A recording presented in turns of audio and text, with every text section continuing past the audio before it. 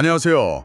오늘은 바이블 캔버스 유튜브 채널 구독자님께서 보내주신 영상을 깊이 있게 살펴보려고 합니다. 창세기 43장에 대한 영상인데요.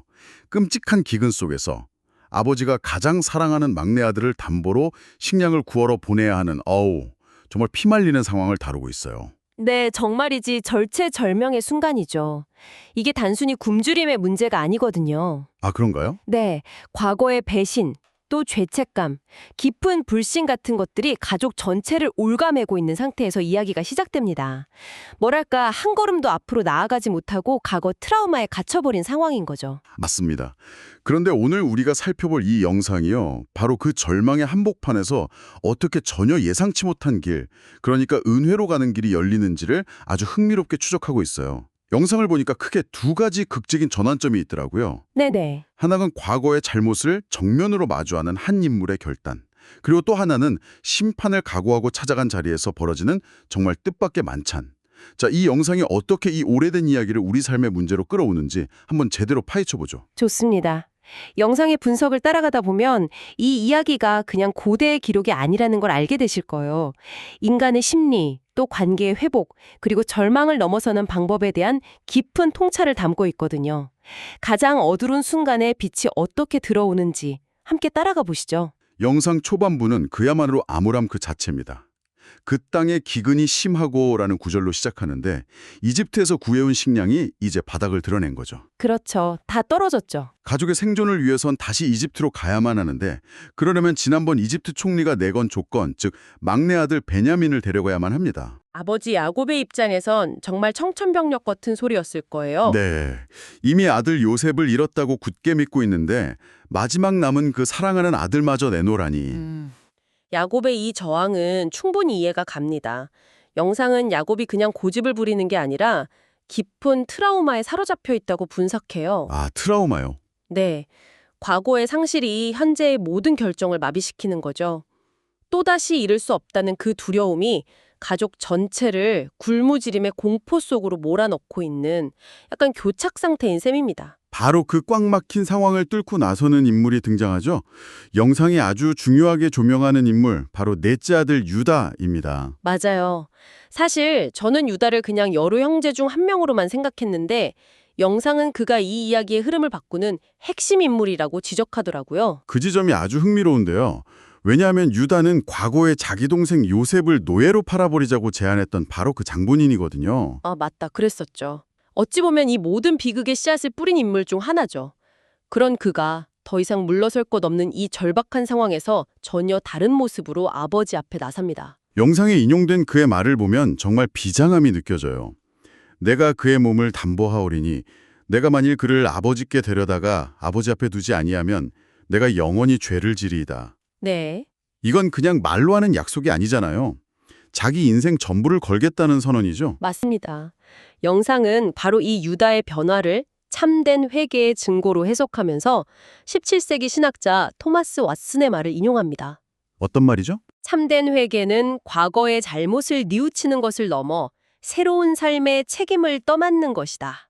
이 문장이 영상의 핵심을 관통하는 통찰이라고 할 수 있습니다. 아, 그러니까 제가 그때 잘못했어요 라고 감정적으로 후회하는 데서 그치는 게 아니라는 거군요. 바로 그겁니다. 회개라는 것이 훨씬 더 능동적이고 책임감 있는 행동이라는 해석이네요. 네, 맞아요.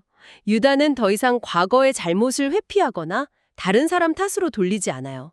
대신 그 잘못으로 인해 파생된 현재의 위기를 온몸으로 책임지겠다고 나서는 거죠. 와, 과거에 동생을 팔아넘겨 공동체를 위기에 빠뜨렸던 그가 이제는 다른 동생을 지키기 위해 자신의 목숨을 담보로 내놓음으로써 공동체를 구원하려는 리더로 완전히 탈바꿈한 겁니다. 그렇군요.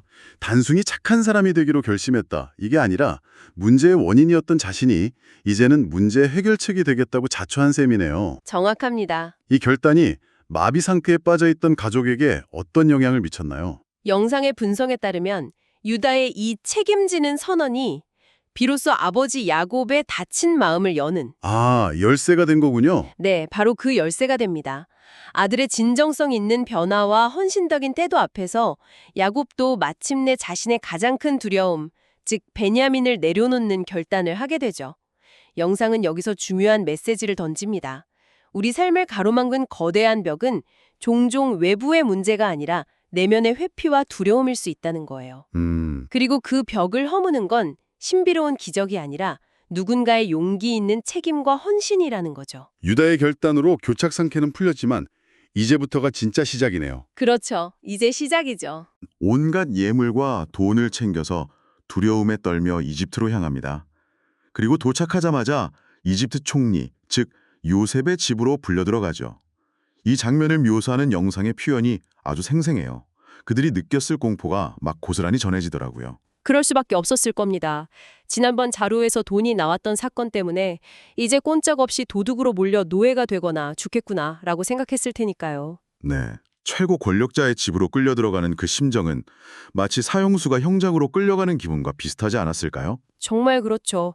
마치 학교 다닐 때 아무 잘못도 안 했는데 교무실로 불려가면 온갖 과거의 잘못들이 머릿속을 스쳐 지나가는 것처럼요. 하하, 맞아요. 딱 그 기분이죠. 그들은 자신들이 인생 최악의 심판대 위에 섰다고 확신했을 겁니다.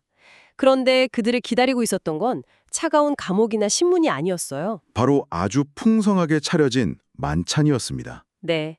영상은 이 극적인 반전을 통해 이야기의 분위기를 그냥 180도 전환시킵니다.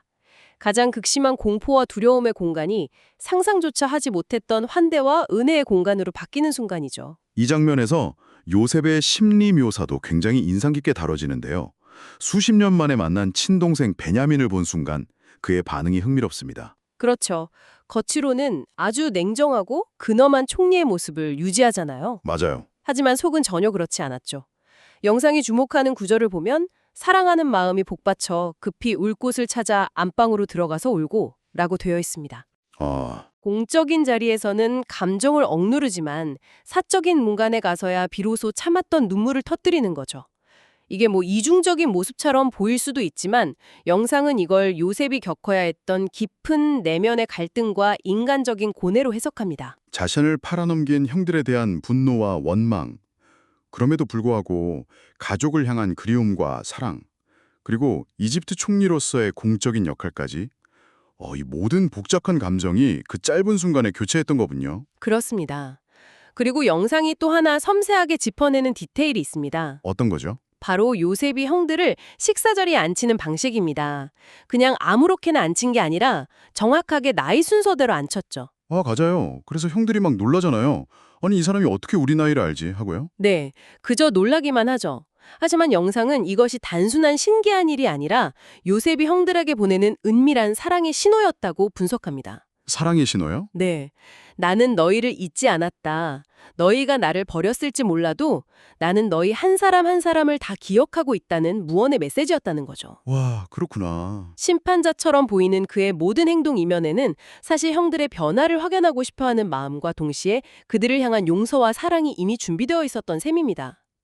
겉으로 드러난 냉정함과 그 안에 숨겨진 뜨거운 사랑, 이 긴장감이 이 장면을 더욱 극적으로 만들죠. 바로 이 지점에서 영상은 이 고대의 이야기를 오늘 우리의 삶으로 연결합니다. 우리 역시 죄책감이나 실패에 대한 두려움 때문에 하나님 앞에 나아가기를 주저할 때가 많다고요. 그렇죠. 이런 모습으로는 도저히 나아갈 수 없어 라고 생각하면서 말이죠. 그렇죠. 마치 요셉의 집으로 끌려가던 형을처럼 우리는 종종 하나님과의 만남을 심판의 자리로 예상합니다. 나의 잘못이 전부 드러나고 그에 대한 대가를 치를 것이라는 두려움에 사로잡히는 거죠. 그래서 숨거나 피하려고 하고요. 그런데 영상은 바로 그 지점에서 우리의 예상을 완전히 뒤엎는 메시지를 전합니다. 하나님은 이미 우리를 위한 은혜의 식탁을 예비하고 기다리십니다. 우리가 벌벌 떨며 도착한 심판의 자리가 사실은 우리를 위해 차려진 풍성한 잔치의 자리라는 거죠. 우리의 두려움과 하나님의 계획 사이에는 이처럼 엄청난 인식의 차이가 존재한다는 겁니다. 형제들은 자신들의 죄 때문에 벌을 받을 거라 예상했지만 그들을 기다린 것은 용서와 환대의 만찬이었습니다. 이것이 영상에 말하는 두려움의 식탁에 차려진 은혜의 만찬의 의미입니다. 네.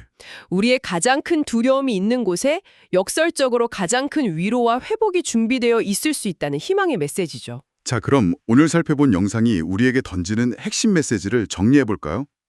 모든 것이 끝났다고 생각했던 그 절망적인 상황에서 이야기는 두 번의 중요한 전환을 통해 새로운 국면을 맞이합니다. 첫 번째 전환은 유다를 통해 이루어졌습니다. 과거의 잘못을 후회하는 데 머무르지 않고 공동체를 위해 자신의 모든 것을 거는 책임 있는 행동으로 나아갔을 때 꽉 막혔던 길이 열리기 시작했다는 것. 회피가 아닌 책임이 변화의 시작점이었다. 네, 맞아. 바로 그 통찰이죠. 그리고 두 번째 전환은 요셉의 집에서 일어났죠. 형제들이 마주할 최악의 시나리오, 즉 심판을 예상했던 바로 그 자리가 사실은 그들을 위해 오래전부터 준비된 용서와 화해의 만찬 자리였다는 것. 맞아요. 우리의 두려움이 현실의 전부는 아닐 수 있다는 강력한 위로고요. 맞습니다. 그래서 영상은 이 두 가지 통찰을 통해 우리의 삶을 돌아보게 만들어요. 야곱처럼 과거의 상실에 얽매여 두려움 속에 머물러 있는지, 아니면 유다처럼 용기를 내어 책임을 지는 자리로 나아가고 있는지. 그리고 하나님의 초대를 심판의 자리로 오해하고 피하고 있지는 않은지 말입니다. 네. 영상의 마지막 권면이 참 인상 깊게 남습니다. 오늘 하루 우리도 내 손에 가장 소중하게 쥐고 있는 것을 기꺼이 하나님께 맡겨드리고 공동체를 위해 책임을 감당하는 작은 예수가 되기를 소망합니다. 야곱처럼 내려놓는 믿음과 유다처럼 책임지는 사랑을 실천하자는 부드러운 초대로 느껴지네요. 오늘 나눈 이야기는 여기서 당신에게 하나의 중요한 질문을 남깁니다. 영상은 유다의 책임이 구원의 문을 열었다고 강조하잖아요. 네, 그랬죠. 그렇다면 한번 생각해 보세요. 지금 당신의 삶에서 혹시 애써 외면하거나 회피하고 있는 책임의 영역은 어디인가요? 그것이 어쩌면 깨어진 관계를 위한 사과일 수도 있고 미뤄왔던 어떤 과업일 수도 혹은 공동체 안에서 마땅히 감당해야 할 역할일 수도 있습니다. 만약 바로 그 자리에서 유다처럼 용기를 내어 한 걸음 내디딘다면 당신의 삶에는 어떤 예상치 못한 은혜의 만찬이 기다리고 있을까요?